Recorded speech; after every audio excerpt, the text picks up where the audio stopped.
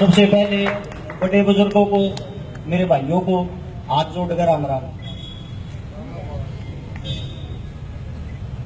इस गांव में मैं पहले बहुत बार आया हूं। ऊंट दो हैं, तो पहले इस गांव को अगर मैं जानता था ब्रह्म शक्ति हॉस्पिटल के नाम से जानता था। मैं आगे उम्मीद करता हूं मेरे भाई जो मेहनत कर रहे हैं इनके कारण आगे हम शहीद भगत सिंह के नाम से इस गांव को जाने कि भाई गांव में बहुत बड़ा ग्रुप है जो बहुत बड़ी सेवा कर रहा। एक मैं मेरे भाइयों को कहूंगा ये बात, जितने भी मेरे युवा भाई हैं अगर वे चाहें एक वीडियो बना सके हैं भगत सिंह के नाम की, क्योंकि उनके ऊपर वे दो बात बताऊंगा जो आप लोगों ने नहीं सुनी होगी। मैं कई दिन से भगत सिंह की किताबें पढ़ रहा हूं। मैंने ये देखना चाहा कि भगत सिंह जी जो थे उनके अंदर इतने विचार इतनी कम उम्र में आए कैसे। तो मैंने देखा भगत सिंह से पहले ही उस परिवार ने कितनी कुर्बानियां दी। भगत सिंह का जो पापा था सरदार जी किशन सिंह, वे 3 भाई थे। सबसे बड़ा भगत सिंह जी का जो पापा था, उसके बाद अजीत सिंह जी था, सवर्ण सिंह जी था, जो भगत सिंह के 2 चाचा थे ना। जिस टाइम भगत सिंह का जन्म हुआ वे दोनों जेल में थे और भगत सिंह के पिताजी को भी नेपाल से गिरफ्तार कर लिया था। लेकिन ये बताते हैं, उनकी दादी का कहना है कि वो शुभ घड़ी थी जिस टाइम भगत सिंह पैदा हुआ, उसके पैदा होते ही वो तीनों जेल से छूट गए। वे जैसे ही जेल से छूटते हैं, 1907 की बात है, एक बच्चा जन्म लेता है। 1910 में भगत सिंह के चाचा जी सवर्ण सिंह की जेल के अंदर हत्या हो जाती है, जो बहुत बड़े क्रांतिकारी थे। इतनी कम उम्र में उसकी हत्या हो जाती है। छोटे बच्चे को सुनने को मिलता है कि भाई तेरे चाचा जी की जेल के अंदर हत्या कर दी गई। उसके मन में 3 साल की उम्र में विचार पनपने शुरू हो गए कि आगे बढ़कर अपने चाचा की मौत का बदला लेना है। जैसे जैसे उसकी उम्र बढ़ती गई, उसने एक आदमी की और कहानी सुनी। बहुत कम आदमी जानते होंगे, 1896 में भी एक भगत सिंह पैदा हुआ था, जिसको भगत सिंह अपना गुरु मानता था। वो था करतार सिंह सराभा। एक ऐसी महात्मा ने जन्म लिया था उस टाइम पे। करतार सिंह सराभा 12 साल की उम्र में बाहर पढ़ने के लिए गया था अमेरिका। जब बाहर वो अमेरिका जाकर उतरा ना, उसको उतरते ही ब्लैक मैन, घटिया आदमी, ऐसे शब्द अंग्रेज हमारे को बोलते थे। तो ये शब्द उसकी कानों में सुनते ही वो अंदर ही अंदर जलने लग जाता। उसके मन में सिर्फ एक बात थी, मेरे को बदला लेना है। अमेरिका जाके उसने पढ़ाई शुरू की। पढ़ाई शुरू करते करते उसने मजदूरों को इकट्ठा किया, यानी कि जो अपने भारतीय बाहर जाकर मजदूरी करते हैं उन सबको इकट्ठा किया। उनको वहां पे जोड़ के वहां से नई क्रांति की शुरुआत की। ध्यान दियो, भारत का आदमी दूसरे देश में जाके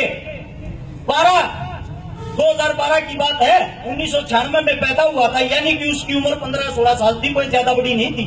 आजकल के 15-16 साल के बच्चों को कितनी नॉलेज होती है। बाहर जाकर संगठन बनाया। संगठन बनाकर उसने सोचा कि अब क्रांति कैसे आओगी, भारत देश कैसे आजाद होगा। वहां जाकर उसने गदर नाम का अखबार बनाया। न्यूज वाले इकट्ठे किए। हर रोज गदर अखबार में ये छापा जाता था कि भाई सब एकता बनाओ, एकता बनाकर हम देश को आजाद करवा सकते हैं, ऐसे नहीं होगा। 2012 से 2014 तक लगातार उसने बाहर अपने जितने भी भारतीय थे सबको इकट्ठा किया। फिर उसके मन में ये ख्याल आया, अब भाई की तेरे अंदर मजबूती हो रही है, तेरा संगठन मजबूत हो रहा है, अब तू भारत को आजाद करा सकता है। उसको साथ में सुनाई दिया। 2015 शुरू हुआ था कि भाई प्रथम विश्व युद्ध होने वाला है। उन सब के चेहरे पर खुशी आ गई कि अगर प्रथम विश्व युद्ध शुरू होने वाला है तो हम पक्का आजाद होंगे। वहां से वो जहाज में बैठ के सीधा श्रीलंका उतरा। क्यों?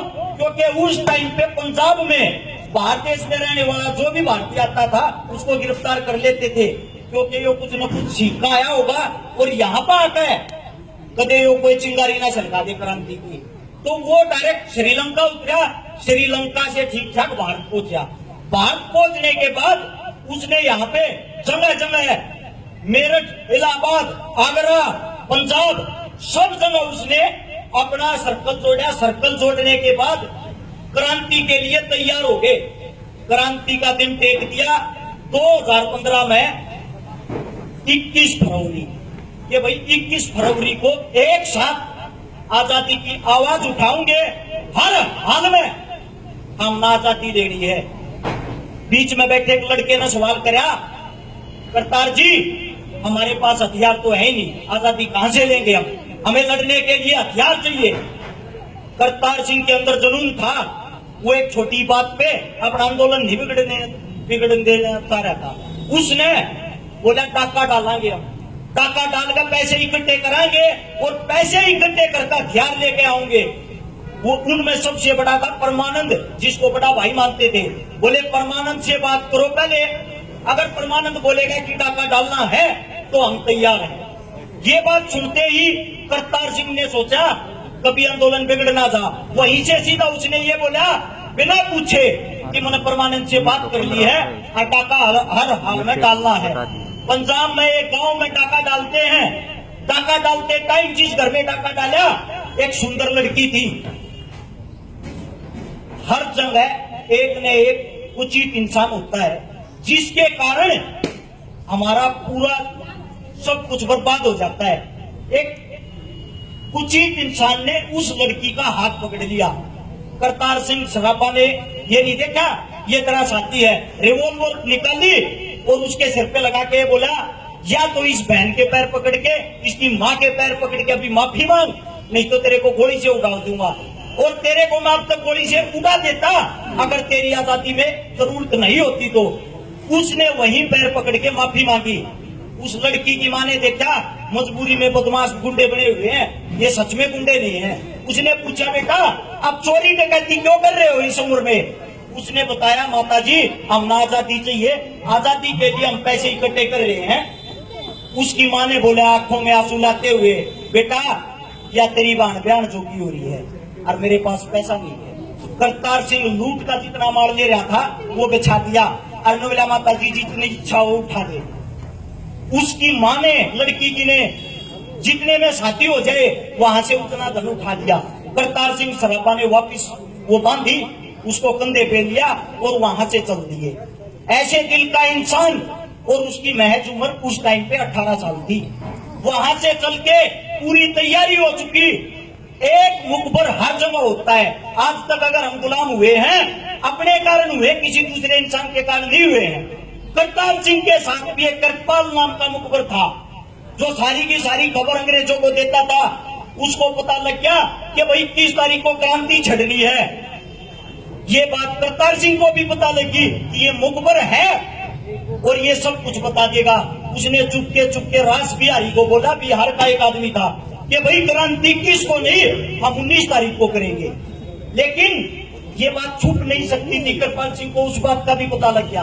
उसने मुखबरी करी, सारे साथी पकड़े गए। सारे साथी पकड़े जाने के बाद बाहर से रास बिहारी और करतार सिंह भाग गए। भागने के बाद दोनों एक खाट पे लेटे हैं, एक इधर मुंह कर रहा है एक उस साइड, एक दूसरे से बात नहीं कर रहे लेकिन उनका दिल रो रहा। अब जो कुछ हमने इकट्ठा किया वो मिट्टी में मिल गया, सिर्फ हमारे एक भारतीय एक मुखबर के कारण। ये बात सुनकर करतार सिंह ने सोचा कि भाई गिरफ्तारी दूंगा। जाके गिरफ्तारी दी, चौक पे नारे लगाए भारत आजाद करो। वहां पे गिरफ्तारी दे दी, दोनों को पकड़ लिया, जज के सामने पेश करा। जज बोला हाँ भाई क्या किया तुमने? करतार सिंह तोते की तरह बोल रहा और जज बैठा बैठा सुन रहा। एक 18 साल का लड़का अपने बारे में खुद इतना बता रहा है, जज के मुंह में पेन था। जज बोला अभी तक कलम चली नहीं है बेटे, सोचने का समय है, सोच के फिर बता देना। जेल भेज दिए। अगले दिन दोबारा तारीख पे लेकर आए। जज के सामने वही करतार सिंह कल से भी ज्यादा होश हवास के साथ बोल रहा, हाँ मैंने ये सब कुछ किया है और मैं चाहता हूँ कि मेरे को फांसी दी जाए। जज अच्छा सब से कितना पागल है, कितना मूर्ख, मरने के लिए कितना उतावला हो रहा है। जज ने फांसी लिख दिया। फांसी होने के बाद जेल के अंदर करतार सिंह का दादा मिलने गया। बोला रे मूर्ख तू मेरे पीछे तना कोई याद ना करे, तना गाड़ी देने लाग रहे हमारे, अब देख कितना पागल अंग्रेजा टकरा गया इस उम्र में, तेरी कुर्बानी होने के बाद कोई नहीं पूछेगा तेरे को यहाँ पे। करतार सिंह सराबा ने एक बात कही, दादाजी फलाना रिश्तेदार था वो कहाँ गया अपना? उसके दादा ने बताई डेंगू होगा मर गया। बोले फलाना रिश्तेदार था वो कहाँ गया? बोले ऐसा होगा मर गया। बोले आप चाहते हो आपका पुत्र ऐसे से मरे या किसी बीमारी से मरे? मेरे पे ये देश गर्व करेगा कि एक छोटा लड़का इतनी कम उम्र में फांसी चढ़ के देश के लिए मर गया। वे कहानी सुनकर, वे कहानी पढ़कर भगत सिंह बना था। भगत सिंह के अंदर का भगत सिंह उस टाइम जगा था जब उसने ये चीजें देखने को मिली। और भगत सिंह अकेले ने कुर्बानी नहीं दी, राज और कोई कर रहा है, लेकिन वे इंसान थे क्या? उसका चाचा अजीत सिंह विदेश में चला गया था जब 15 अगस्त 1947 को देश आजाद होया। उसने भारत में आकर ये समझा अब देश को तेरी जरूरत नहीं है, डलहौजी में जाकर सब उसने आत्मसमर्पण किया था, मृत्यु को गले लगा लिया था। भगत सिंह वे इंसान थे। मैं मेरे भैया के सिर पे एक बात कहूँ, टीवी में हमने जो देखने मिल रहा है वो हमारे बालक सीख रहे हैं। और जो आजादी की बातें, पुरानी बातें जितनी हम अपने बच्चे के अंदर डालेंगे वे चीजें उन्हें सीखने मिलेंगी। मैं गारंटी दूं, करतार सिंह सराबा ना बैठोड़ा में कभी सोया मगर मेरे भाई, मेरे हिसाब से 30 भाई तो पक्का नहीं जानते होंगे। 100 साल के बाद ऐसे ही भगत सिंह को कोई नहीं जानेगा। छोटा बच्चा नोट पकड़ता हूं तो नोट देते, फोटो देख के ये बता देता ये गांधी है मम्मी। गांधी का पता है, भगत सिंह का किसी को नहीं पता, जो इतनी कम उम्र में देश के लिए जान दे गए। सच बात ये है, इनके जान देने के बाद अपने भारत की आंखें खुली थी जब सब एक हुए थे और जब आजादी आई थी। तो मैं मेरे भाइयों से यही विनती करता हूं, जितने भी युवा भाई हैं, अपने तो छोटे जितने भी बच्चे हैं, उनके अंदर ये भगत सिंह, हमारे जितने क्रांतिकारी राजगुरु सुखदेव, सहदेव, इनको दिखाओ ताकि वो ये सीखें। उनको ये नाचने वाली ये चीजें मत दिखाओ, क्योंकि वो उन्हीं चीजों को कॉपी कर रहे हैं।